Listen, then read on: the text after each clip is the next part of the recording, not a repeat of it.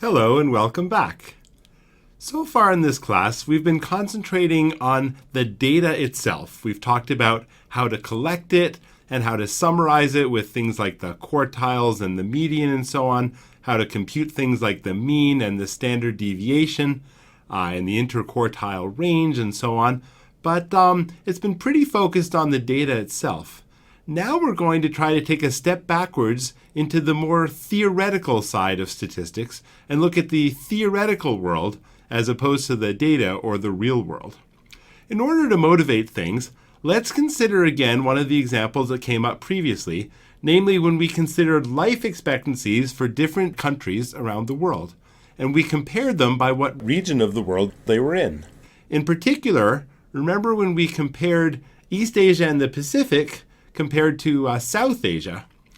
Well, for these two regions, we could compare things like the quartiles and the median and the minimum and the maximum, and we could summarize this using the side-by-side box plots, which we did, and we saw from there that it appears that East Asia and the Pacific is a little bit higher overall compared to South Asia, but it was pretty close, and we didn't know if that was a significant difference or not. Well, how can we try to make sense of that? One thing we can do is try to put it in a broader theoretical context by pretending that the East Asian and Pacific countries are actually samples from some theoretical or imagined population of an infinite number of the kind of countries that are in East Asia and the Pacific.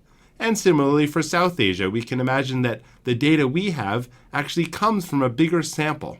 Now, in this case, there is no bigger population because really there's just those countries in East Asia and the Pacific, and there's just those countries in South Asia, but nonetheless, we can imagine things and try to make a theoretical model that way.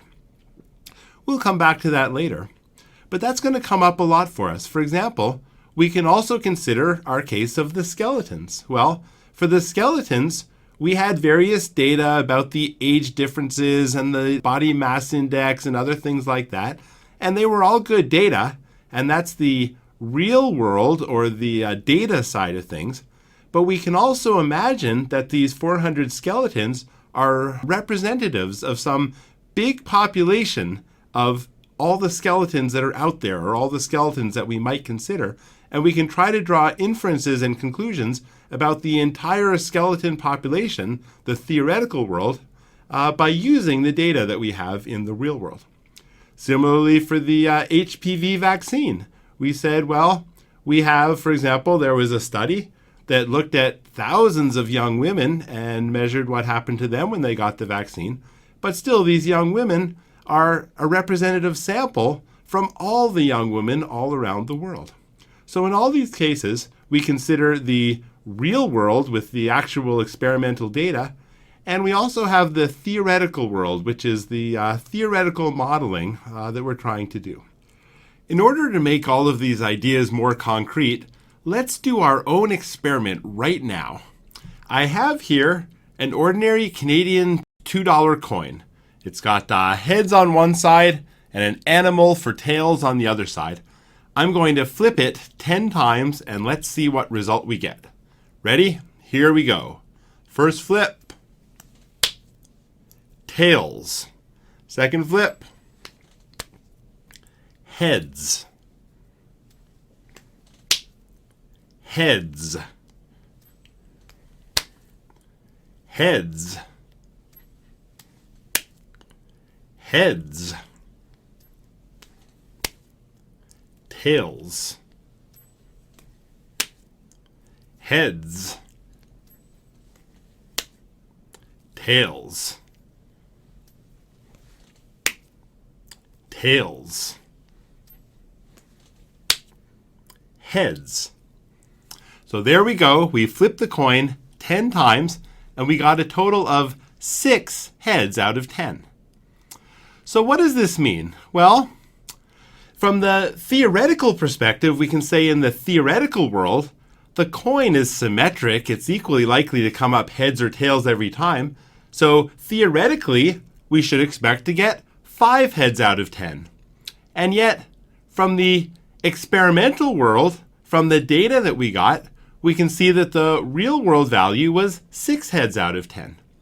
So what does this mean? This means that we don't always get exactly 5 heads out of 10, and we're going to learn to study the relationship between how many heads we might expect, like 5 out of 10, and how many heads we actually get, which in this case was 6 out of 10.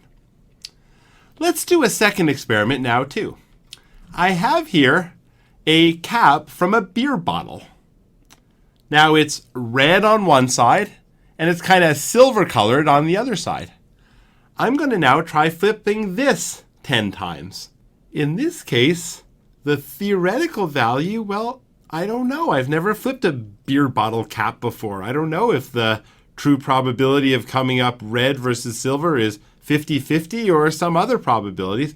All we can do is do the experiment. So here we go. Ready? First flip, red. Second flip, red. Silver. Silver. Silver. Silver.